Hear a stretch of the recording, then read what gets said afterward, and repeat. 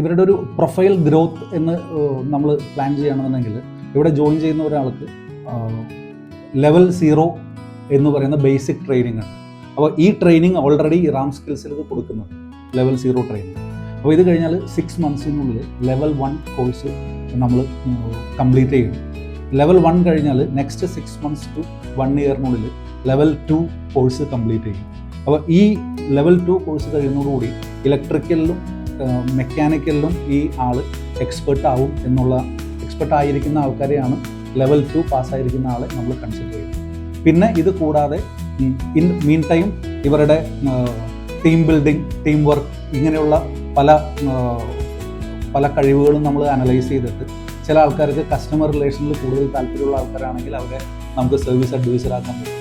ചില ആൾക്കാർക്ക് leadership quality ഉണ്ടെന്നുണ്ടെങ്കിൽ ഇവരെ നമുക്ക് സൂപ്പർവൈസർ ആക്കാൻ പറ്റും.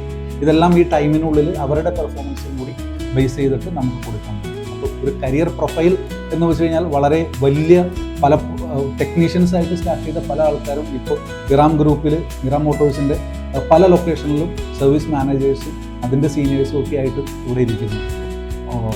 ഇതാണ് ഒരു കരിയർ പ്രൊഫൈലിനെ കുറിച്ച് പറയുകയാണെങ്കിൽ